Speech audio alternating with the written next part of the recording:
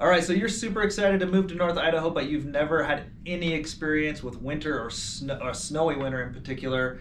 We got you covered. We're going to talk about some tips on what it's like living in a snowy, wintry area and climate and what to do. So if you're interested in that, stay tuned.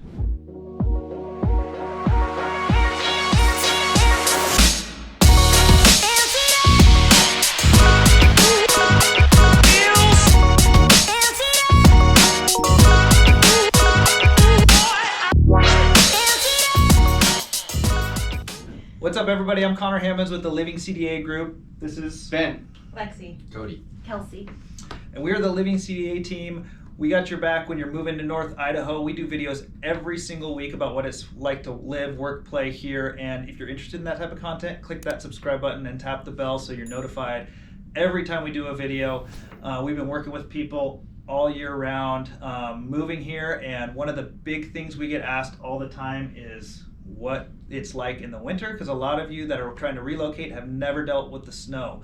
So we help people move all year round, summer, fall, winter, spring. If you'd like for us to help you as well, make sure you call. Kelsey will be your first point of contact. Either call, text, or email us. We got your back in moving to North Idaho.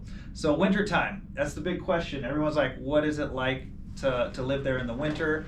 First and foremost, I like to say make a trip up here in the winter just to see what it's like. It's beautiful, but it is different for a lot of people.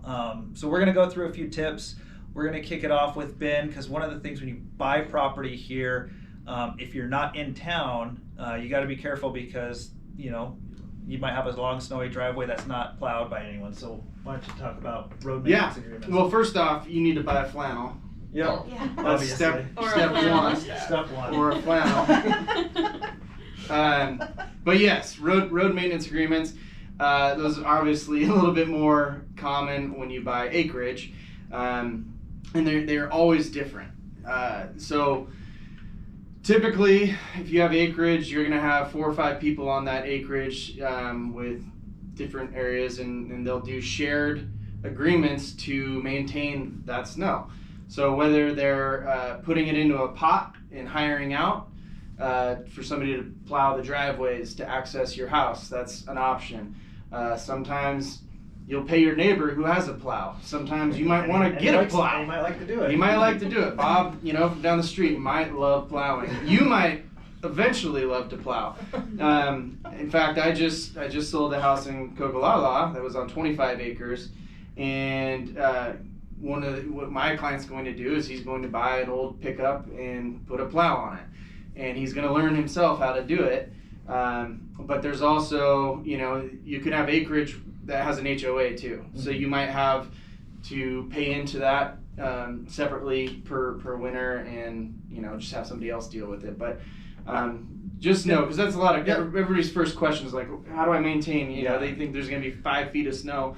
What am I going to do with this? So there's different options for every spot. And it's just nice to know going into it, because a lot of people relocating really do want that acreage and that privacy. It's why you're moving to Idaho, is you want to be, get some privacy.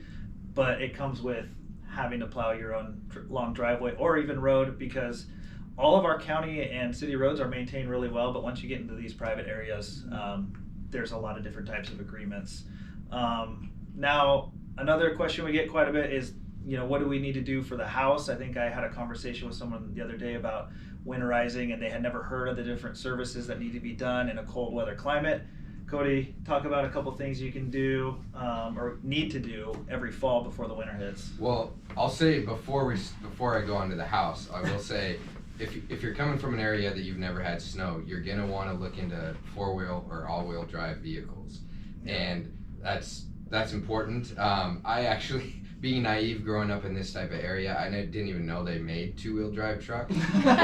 So I learned something new. Working with people from Southern California, I'm like, what's the purpose of a truck that doesn't have 4 wheels? But anyway, so that's something that's really important.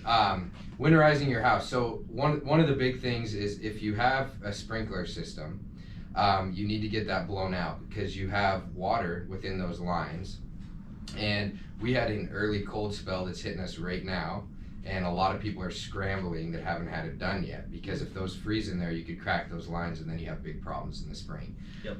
So that's something that's really important. Another thing, detach your hoses from your house. Yep. If you have hoses that are attached, they will freeze and they will split, or they will get inside the bib and will split the bib, and you'll have issues there too. Another thing, before we hit 10 degrees, make sure you check to make sure your furnaces work well and that they've been maintained. Because a lot of times, something simple like a pilot light goes out and you don't know it, and you come in your house and you can't understand why it's 45 degrees. And change your filters. Change your filters. Yeah. Yep, that's another good thing. So those are some tips on. Anybody can jump in and Yeah, if they can I mean, think of I'd anything have else. another one that we saw. I feel every couple of years we get a lot of ice dams on the roof, and that's usually due to people, because we have a lot of pine trees. We have a lot of different trees up here. So that's beautiful, but that debris can kind of collect on your roof in the valleys and then on your gutters. So if you don't clean out your gutters, if they're just filled with debris, and same with the eaves. If we have a harsh winter where you get a lot of snow and then melt and then freeze and then melt, the water's gonna go somewhere. So if it dams up in that debris, you can have issues where it'll leak into your attic, leak into your house, and have a lot more damage, and you're gonna want to deal with. So the way to prevent that is keep your roofs clean, keep your gutters clean. So one of the other things too is we have a lot of salt on our streets in the winter times, from just maintaining. So just be careful. Wash your cars in the winter time. Don't go the whole winter without washing your vehicles, because if you park in the garage all winter and you continue to bring ice melt or salt into your garage, it'll start eating away at the concrete. Yep. So that's one thing to watch out for too. And if you use de-icer, De-icer. on your driveways, just be careful of that, because it will eat away at those driveways. Yep. Absolutely. And you should seal it every Yes. fall before it gets too cold. Yeah, you should. We You just should. did that. I never do, but I Really? forgot this year Well, too. I Yeah. just got my sprinklers blown out yesterday and detached my hoses. I'm feeling very prepared. there you go, Lexi.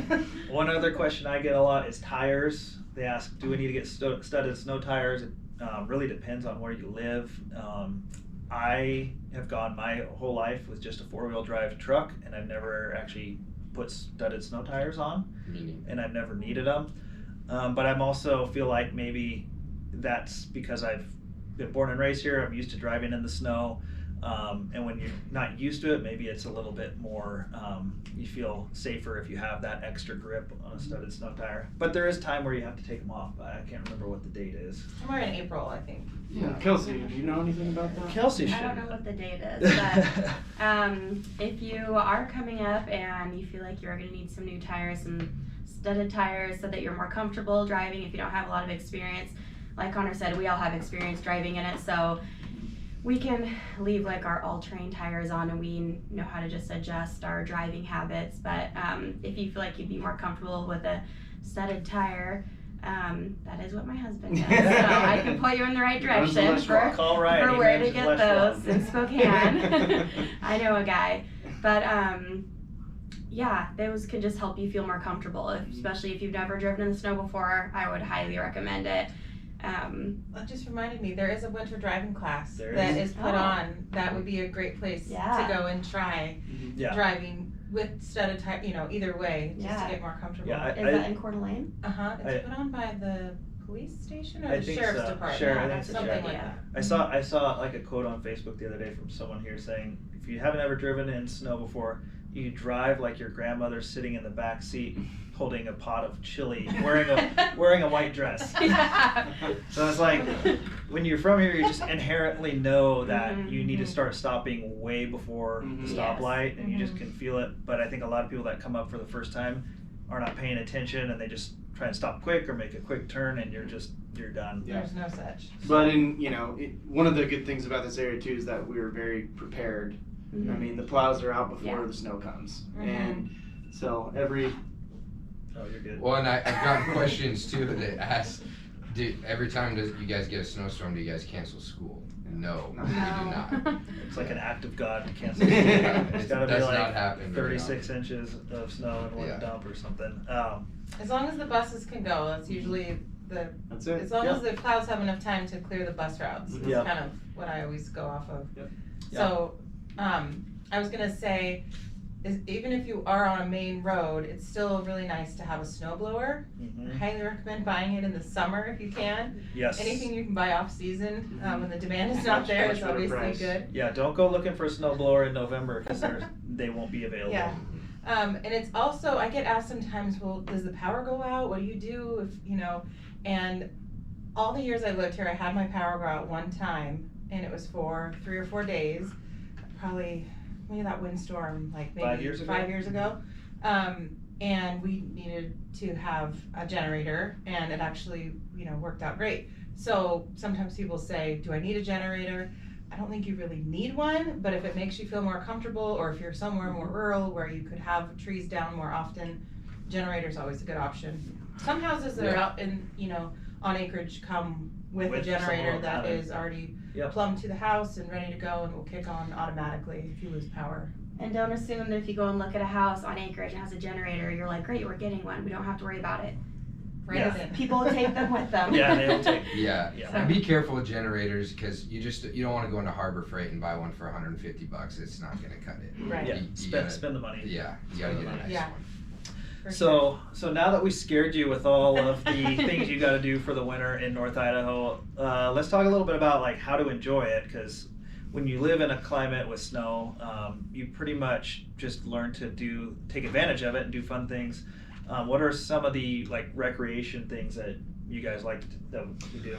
Well, one of the great things about this area is that we have like 7 ski resorts within 100 miles, it seems like, like Schweitzer, Definitely Silver 4 Mountain, major Spokane, ones. Yeah. 49, Lookout. Lookout. I mean, Silver. they're all over. Yeah. Yes. So if you like to ski or snowboard, it's an incredible place to enjoy that. And it's affordable compared to other Yeah. ski Yeah. resort areas. Yeah. Silver and Lookout are extremely affordable. Mhm. Yeah.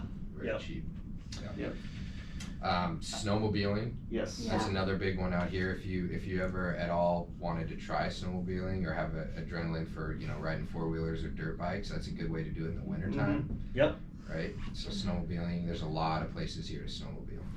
Yeah. If you like to fish, there's ice fishing in the smaller lakes, Fernand Lake, Hauser, Coca-Cola Kokolala, freezes over. Twin. Mhm. If you like to do that, that's fun. Snowshoeing, cross country skiing is huge. Like a lot of the Mhm. golf courses, people will cross country ski like on the Coeur d'Alene Public Golf Course, Avondale, and then there's a lot of trails. Ice skating rinks.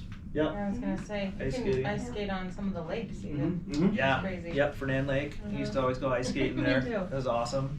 If you do like ATVs, but you've never taken an ATV out in the snow, you have to try that. That's what I did all winter long. Yeah. My whole childhood was driving my ATV, Mhm. sliding it across the snow. I think that's why I'm a good winter driver now, because I learned what not to do on Yeah. the ATV. There you go. There you go. This is what makes you slide, so avoid that.